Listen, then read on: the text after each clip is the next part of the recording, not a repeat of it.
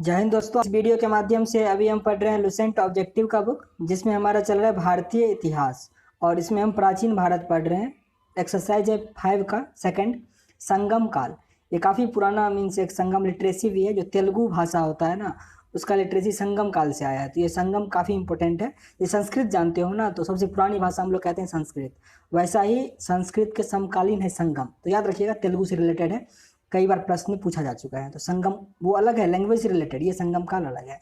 तो चलो इसको स्टार्ट करते हैं। ये गुप्त काल के पहले और मौर्य काल के बाद का टाइम है संगम काल। पहला प्रश्न है आपका, लाल चेर के नाम से प्रसिद्ध वह चेर शासक कौन था जिसने कन्नवी मीन्स पत्नी के मंदिर का निर्माण करवाया था? वो थे सेन गुट्टुवन। सेन गुट्टुवन। तामिल का गौरव ग्रंथ जीवन चिंतामणि किससे संबंधित है? गौरव चिंतामणि जैन धर्म से संबंधित है, जैन। तमिल भाषा के शिल्प पादिकारम और मणि मेकलई नामक गौरव ग्रंथ किससे संबंधित है? ये बौद्ध धर्म से संबंधित है। जीवक चिंतामणि ये है जैन धर्म से, जबकि शिल्पदिकारम और मणि मेकेलई ये बौद्ध धर्म से संबंधित है। निम्नलिखित में से कौन संगम युगीन व्याकरण रचना सर्वाधिक महत्वपूर्ण मानी गई है? तोलकापियम। तोलकापियम। निम्नलिखित राजवंशों में से किसका उल्लेख संगम साहित्य में नहीं हुआ है? कदम्ब का नहीं हुआ है, जबकि चेर, चोल और पांड्य इसका उल्लेख संगम साहित्य में किया गया है। संगम युग में उड़ेद युद्ध किस लिए विख्यात है? संगम युग में उड़ेद युद्ध किस लिए विख्यात है? कपास के व्यापार का ये महत्वपूर्ण केंद्र था। कपास के व्यापार का महत्वपूर्ण केंद्र था। तोलकाप्पियम ग्रंथ किससे संबंधित है? तो अभी पढ़े थे, ये जैन धर्म से संबंधित था। इसमें व्याकरण और काव्य से, व्याकरण और काव्य से। धार्मिक कविताओं का संकलन कुड़ल किस भाषा में है? कुड़ल है तेलुगु भाषा में। कुड़ल तेलुगु भाषा में। संगम काल में मेनली मैंने क्या कहा, तेलुगु भाषा का ही डेवलपमेंट हुआ और ये साउथ इंडिया से रिलेटेड है। किस संगम युगीन राज्य के संरक्षण में 3 संगमों का आयोजन किया गया था? पांड्य। पांड्य। आंसर है सी। किसने उल्लेख किया कि नंदों ने अपना कोष गंगा की धारा में छिपा रखा है? ये किया गया ममुल्लार। ममुल्लार ने। आंसर है ऑप्शन नंबर ए। यहाँ सुमेलित करना है राज और राजकीय चिन्ह। तो चेर का था धनुष, चोल का बाघ और पांड्य का मछली।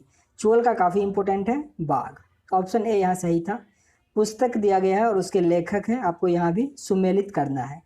तोलिकपमई इसके थे तोलकपियर। शिल्पदिकारम इसके थे इलागो आडिगल। मणि मेकलई इसके थे शीतले सातनार और जीवक चिंतामणि के तिरुत्कदेवर। ऑप्शन नंबर ए यहाँ आपका सही था। आगे प्रश्न 13वां है, जिसमें क्षेत्र और उसका अर्थ दिया गया है, आपको सुमेलित करना है। कुरिंजी इसका अर्थ है पहाड़ी। कुरिंजी का अर्थ पहाड़ी। पालई का अर्थ मरुभूमि या निर्जन स्थल। मुल्लाई का अर्थ जंगल। मुरुदम का अर्थ होता था कृषि भूमि और नेउल का अर्थ होता था तटीय प्रदेश। ये काफ़ी इंपॉर्टेंट है कुछ कुछ इसमें। मरुदम का अर्थ होता था कृषि भूमि। कृषि भूमि। मुल्लाई का अर्थ होता था जंगल। आगे फिर से आपको सुमेलित करना है। संगम दिया गया है और उसके अध्यक्ष दिए गए हैं। प्रथम संगम का कौन था? अगस्त्य। अगस्त्य। द्वितीय संगम का अगस्त्य और तोलाकापियर और तृतीय संगम का नकीरन। तृतीय संगम का नकीरन। कपाटपुरम या अलवई में संपन्न द्वितीय संगम का एकमात्र शेष ग्रंथ कौन है? तो तोलाकापियम। तोलाकापियम। Option number A. किस ऋषि के बारे में कहा जाता है कि उन्होंने दक्षिण भारत का आर्यीकरण किया, उन्हें आर्य बनाया? ये कहा जाता है अगस्त्य के बारे में। अगस्त्य के बारे में। एस्ट्राबे के अनुसार संगम युग के किस वंश के शासक ने रोमन सम्राट अगस्त के दरबार में 20 ईस्वी पूर्व के लगभग अपना एक दूत भेजा था?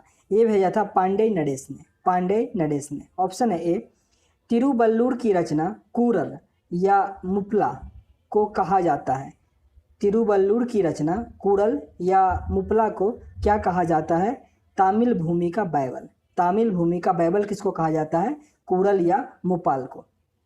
तामिल काव्य का इलियन, तामिल काव्य का इलियड कहा जाता है। तामिल काव्य का इलियड किसे कहा जाता है?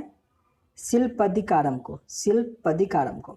तमिल काव्य का ओडिसी कहा जाता है, तमिल काव्य का ओडिसी कहा जाता है मणिमेकलाई को। कावेरी पट्टनम या फुअर का स्थापना किसके द्वारा किया गया? कारिकाल के द्वारा। आगे सुमेलित करना है, राज्य और प्रख्यात शासक दिया गया है। तो चेर का क्या था? सेनगुट्टावन, चोल का कारिकाल और पांड्य का नेडुजेनलियन। मुजरिस किस राज्य का प्रमुख बंदरगाह था? चेर का।